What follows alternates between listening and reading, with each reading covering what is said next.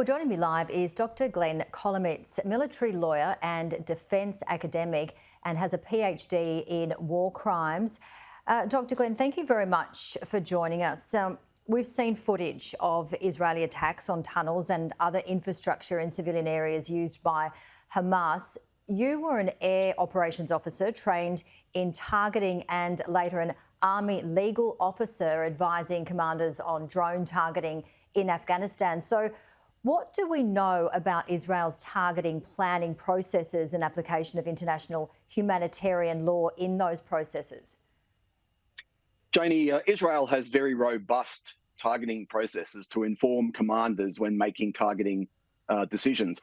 A few years ago, I worked on a project in Washington, D.C. alongside an Israeli army officer, and he spoke about Israel's targeting planning processes. And Janie, they're not unlike our own. They're robust and informed by the requirements of the law of armed conflict and international humanitarian law.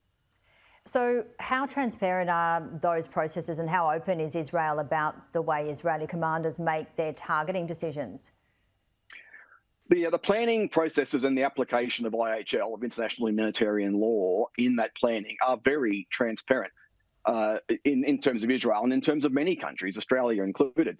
That's a double-edged sword, unfortunately, for Israel. It allows Hamas and other terrorist groups to exploit that transparency and to exploit international humanitarian law by hiding and operating among civilian populations, by not allowing civilians to leave potentially targeted areas in order to ensure that civilian casualties result from the attacks, and by using protected objects like ambulances to transport fighters and weapons, and by setting up command centres in and around hospitals. So Israel is being transparent, and that transparency is being exploited by Hamas. So what then is the purpose of the targeting process, and what do you think, what's involved in it? Janie, at the very heart of it, the targeting process is about making sure that any expected collateral damage, including loss of civilian life, is not excessive in relation to the anticipated or expected military advantage to be gained from the attack. So it involves observing the potential target and the surrounds around assessing whether it's taking all feasible precautions to minimise collateral damage, including civilian deaths, assessing whether that proportionality test is satisfied, that test about the military advantage against the collateral damage, to ensure that weapons used have the best chance of hitting the expected target, and cancelling or suspending an attack if any of those assessments change. So, as I say, it's the targeting is at the heart of this, achieving the military advantage whilst protecting civilian populations. Dr Glenn, we've heard criticism of Israel's bombing of tunnels in which Hamas fighters and leaders were operating, and that the destruction of those tunnels caused excessive civilian deaths and that other methods should have been used. What are your thoughts about those criticisms?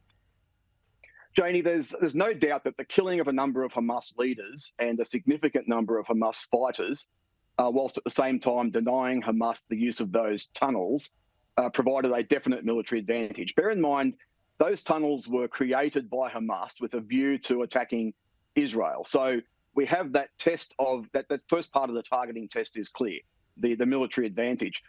The choice of methods to attack, or methods of attack to minimise collateral damage, is absolutely part of the planning process. That's where the critics are right in that regard. What must also be considered, though, Janie, is the anticipated loss of Israeli soldiers' lives in any such attack. Commanders must take all feasible precautions to protect civilians in an attack, but the use of alternative means and methods depends on the context of the conflict, and the conflict as a whole. So if using ground forces in these tunnel systems instead of bombing could have reduced the risk of civilian casualties, shouldn't Israel have sent troops into these tunnels to attack the Hamas leaders and fighters? Well, again, Janie, the law on this point, and you make a very good point, right? But the law on this point is clear. When assessing the military advantage against the collateral damage, so that proportionality test, military advantage includes the security of the attacking force.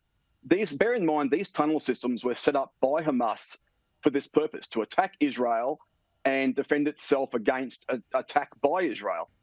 The advantage in any ground fight in those tunnels is definitely with Hamas. So when making the targeting decision, including the means and methods of attacking Hamas forces in these tunnels, the degree of risk to Israeli forces is a major factor. And the risk in these circumstances, I would argue, is very high.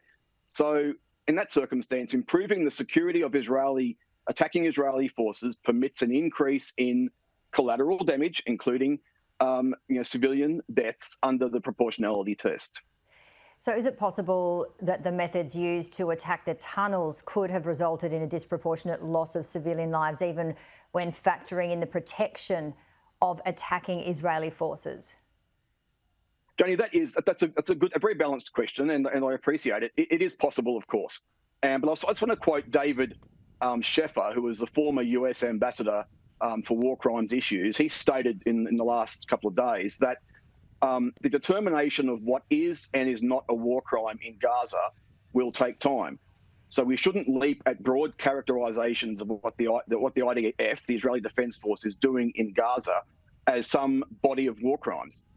What there is no doubt about, Janie, is that the attack by Hamas on Israel and Israeli civilians on October 7th, so the rampant murder and kidnapping of Israeli civilians on a high holiday, no less, and the indiscriminate firing of missiles into Israel by Hamas are international crimes for which Hamas must be held to account. There is no doubt that those are international crimes. Well, Dr Glenn Kolomeitz, thank you so much. Military lawyer, defence academic, and you have a PhD in war crimes. Thank you so much for your time and expertise. Thanks, Janie.